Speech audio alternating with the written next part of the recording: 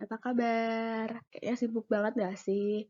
Udah mau masuk pertemuan 12, udah mau UAS, UASnya juga ikutan banyak. Ya gitu deh, semoga tetap kuat aja ya teman-teman ya. Jadi kenalin dulu, di sini aku Nada, aku mau sharing contoh soal dari matkul pengantar ekonomi nih. Tapi disclaimer dulu, karena aku bukan masternya di bidang ekonomi, jadi mohon maaf nanti kalau teman-teman nemuin ada kesalahan.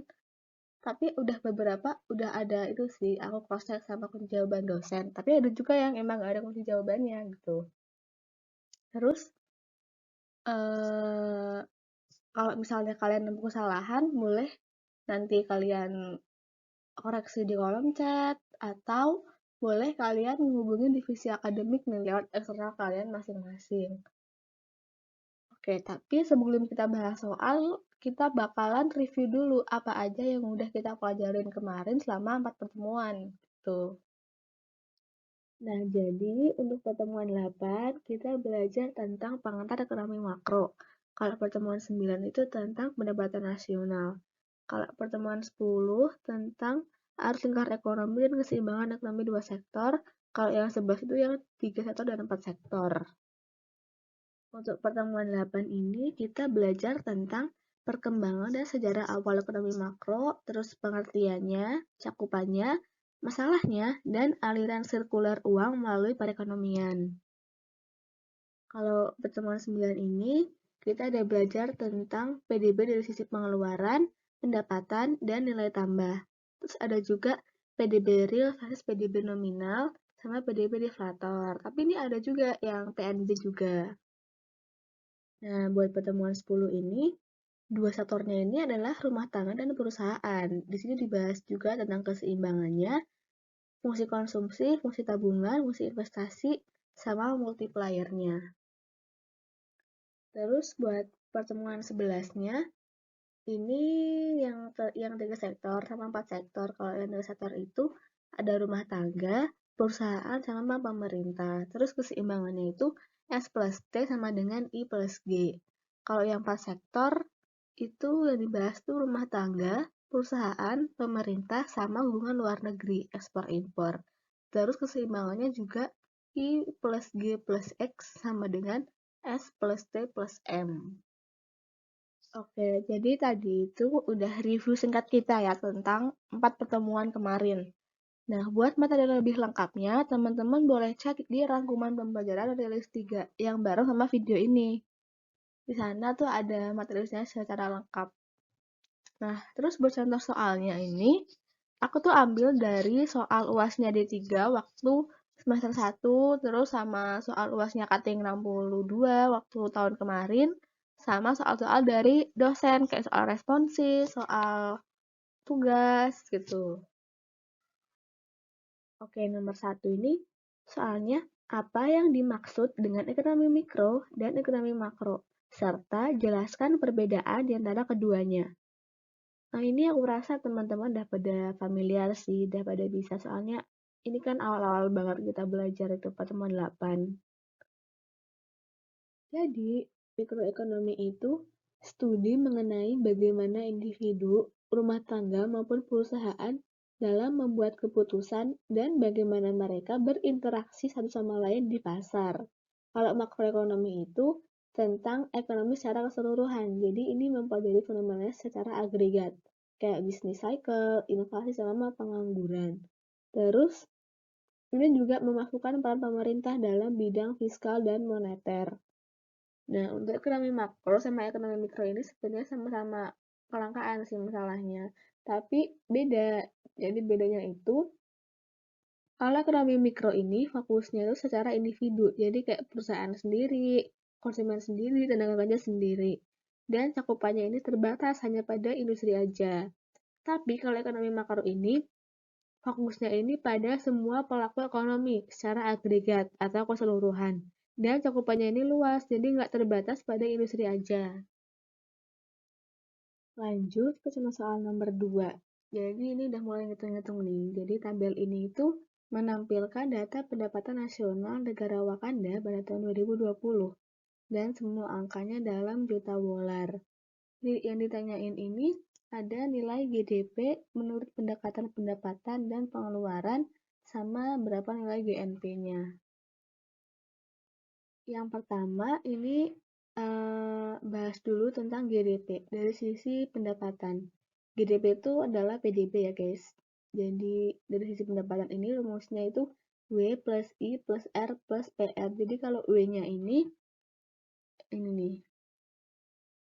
Yang aku tandain di tabel ini, kalau dari pendapatan itu yang warnanya biru. Kalau yang pengeluaran yang warnanya merah.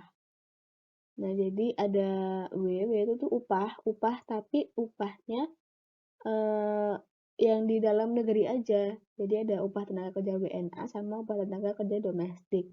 Terus I-nya itu income, bunga modal ini. Terus R-nya itu rental atau ini apa namanya? Sewa tanah. Terus PR-nya itu profit atau laba pengusaha.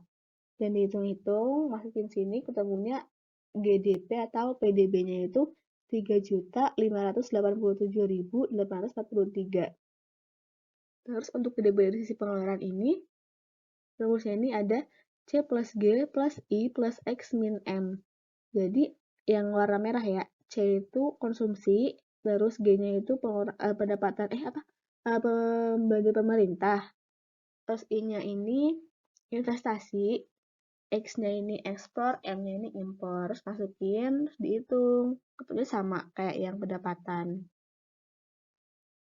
Nah, terus ini ada GNP. Jadi GNP itu adalah GDP ditambah upahnya warga Wakanda yang di luar negeri dikurangi sama upahnya WNA yang ada di Wakanda. Dan dihitung ketemunya adalah 3.594.179.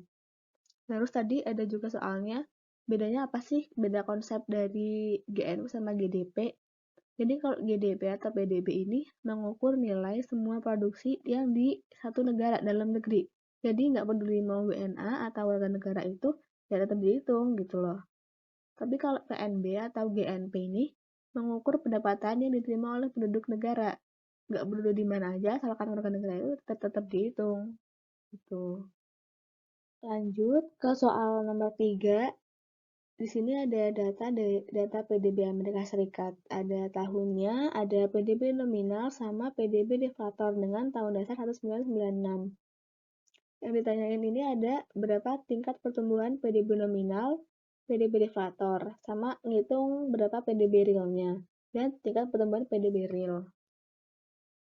Jadi yang pertama ini ada pertumbuhan PDB nominal, yaitu rumusnya ini PDB nominal tahun 2000 dikurangi PDB nominal tahun 99 per PDB nominal tahun 99 kali 100%. Nah, ini kan PDB nominal tahun 2000 dikurangi ini dibagi ini. Nah, ketemunya ini 6,5%. Jadi, selama dari tahun 99 ke tahun 2000 ini, PDB nominalnya itu meningkat sebesar 6,5%.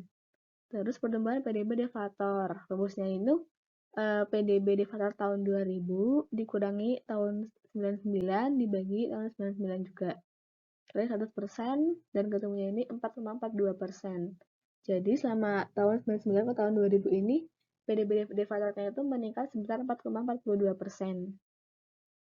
Terus ini ditanyain tentang PDB realnya. Jadi kan kalau rumus cari PDB deflator itu kan PDB nominal per PDB real kali 100 kan. Jadi ini dibalik nih. Jadi kalau nyari PDB real itu PDB nominal per PDB deflator kali 100. Masukinlah nyari yang tahun 99 dulu. Jadi PDB nominal tahun 99 ini dibagi ini yang deflatornya dikali 100. Ketemunya PDB realnya itu sebesar $8.203. Terus kalau PDB tahun 2000 sama aja, cuma tahun 2000. Jadi PDB nominal tahun 2000 ini dibagi yang tahun 2000 tapi yang deflator dikali 100, ketemunya itu $8.367. Terus pertumbuhan PDB real nih. Jadi kayak tadi rumusnya PDB real tahun 2000 kurangi tahun 99 dibagi tahun 99. ketemunya 2%. Jadi dari tahun 99 ke tahun 2000 itu PDB realnya itu meningkat sebesar 2%. Kemudian lanjut ke soal nomor 4. Ini ada data pendapatan nasional PDB ini untuk negara ekonolen. Terus satuannya dalam jutaan dolar. Pertanyaannya, dengan pendekatan pengeluaran, berapa nilai dari PDB untuk ekonolen? Dan yang kedua itu, dengan pendekatan pendapatan, berapa nilai PDB? Nah, jadi yang pertama ini ada pendekatan pengeluaran. Jadi kalau dari pengeluaran itu, rumus PDB-nya itu adalah C plus G plus I plus NX. Ini aku tandain kayak tadi. C-nya itu adalah household consumption, yang warna merah ya kalau pengeluaran. Terus yang G-nya itu adalah government purchases. Terus I-nya itu adalah investment, sama NX-nya itu net export. Terus dihitung ketemulah PDB-nya itu sebesar 602 juta dolar. Terus kalau yang metode dengan pendapatan itu rumusnya adalah W plus I plus R plus PR. W-nya itu adalah wages, terus I-nya itu adalah ini interest income, terus R-nya itu rental income, kalau PR-nya itu adalah business profit. Terus ketemulah hasil PDB dari sisi pendapatan itu sebesar 602. Lanjut ke soal nomor 5. Jadi di sini nih diketahui ada pendapatan sama konsumsi ya. Yang ditanyain adalah nilai APC, MPC, grafik fungsi konsumsi, sama nilai slope-nya, terus hitung simpanan, terus fungsi simpanan sama nilai slope-nya, sama membuktikan kalau APS tambah APC itu sama dengan 1. Nah, jadi intinya kita lengkapi dulu ya tabelnya ya. Sebenarnya itu sih maksud soalnya sih kayak tadi. Yang nyari APC, rumusnya ini ya. Jadi C per Y, jadi ini per ini ketemunya ini APC. Terus kalau APC ini rumusnya perubahan. Jadi kenapa dari sini? Karena perubahan C 225 per 150 dibagi perubahan ini harus per 0. Jadi ketemunya ini juga ini kurang ini, per ini kurang ini, lanjut sampai bawah gitu. Terus kalau S-nya ini, S-nya kan Y sama dengan C plus S, tapi berarti kalau nyari S-nya itu Y min C, jadi ini kurang ini kurang ini kurang sampai ini bawah, ketemunya S gini. Terus APS rumusnya S per YD. Sama ini kan karena 0 jadi nggak ada ya, jadi mau di sini S per YD, terus sampai bawah. Terus kalau MPS-nya itu perubahan delta, kayak MPC tadi ini rumusnya, jadi S dari sini ini kurang ini per Y ini kurang ini, ketemunya MPS sama nih 0,25 semua. Nah, terus ada grafik ya, grafik fungsi konsumsi. Jadi fungsi konsumsinya ini kan C sama dengan A plus BY. B-nya itu kan adalah MPC ya. Nah, A-nya itu adalah konsumsi saat Y-nya itu 0. Jadi harus 50 tambah 0,5 Y. Ini persamaannya. Digambarin grafik lah, jadinya gini. Ini yang warna hijau.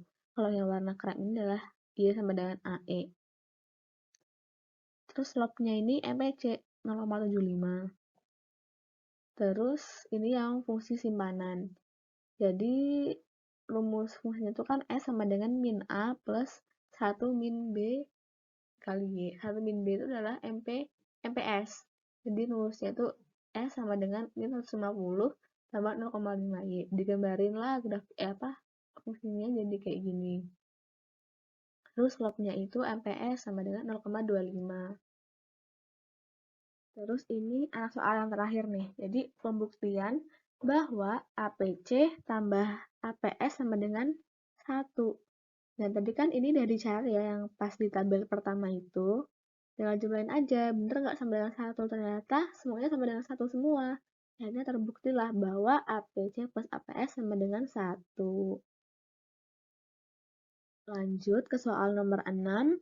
Ini ada ini nih, rumus konsumsi. C sama dengan 1400 ditambah 0,8Y. Terus I-nya itu 400.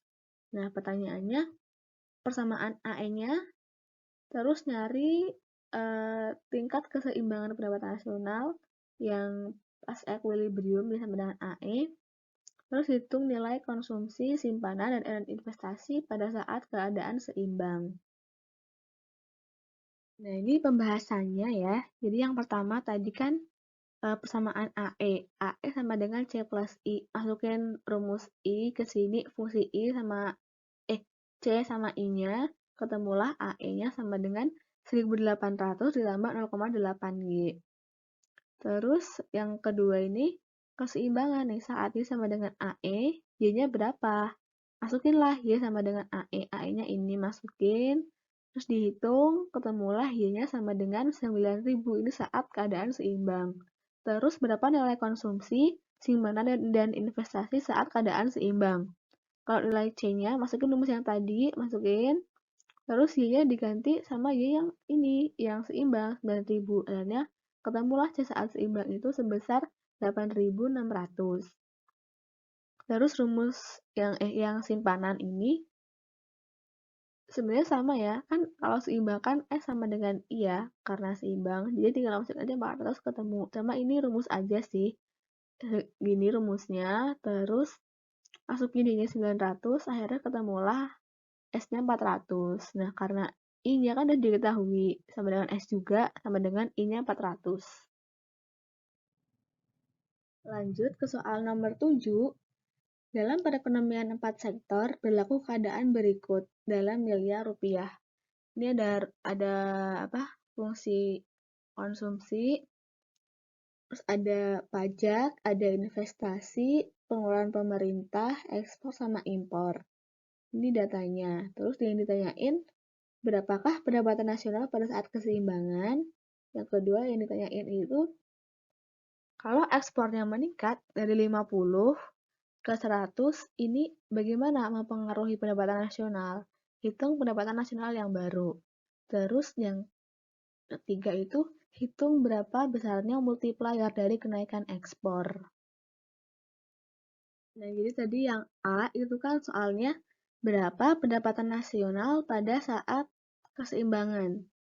Ya, yang pertama kita lakukan adalah cari fungsi konsumsi yang baru.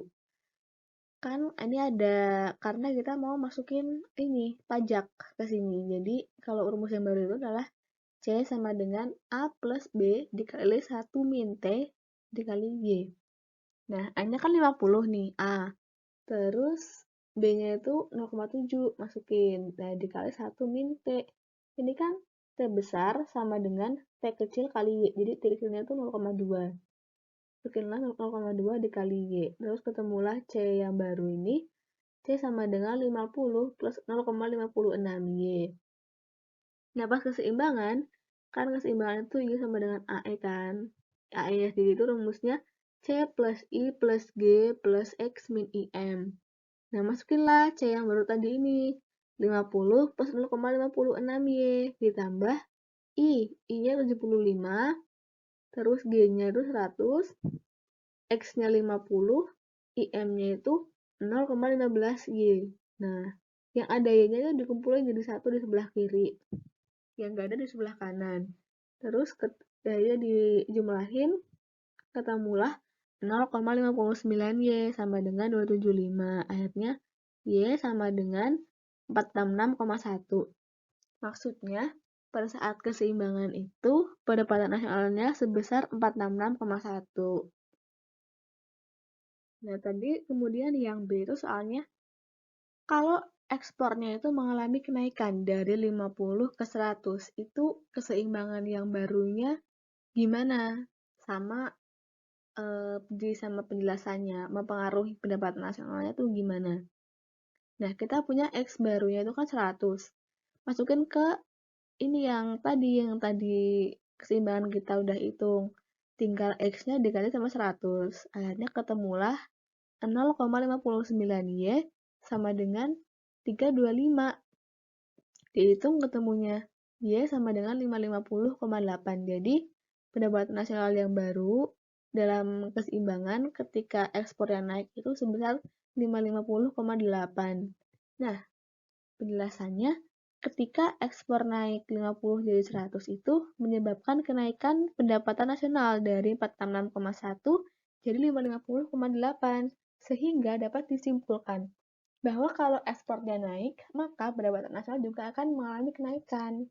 Kayak searah gitu. Terus yang terakhir tadi ada multiplier. Jadi kayak berapa sih perubahan pendapatan nasional yang disebabkan sama perubahan ekspor.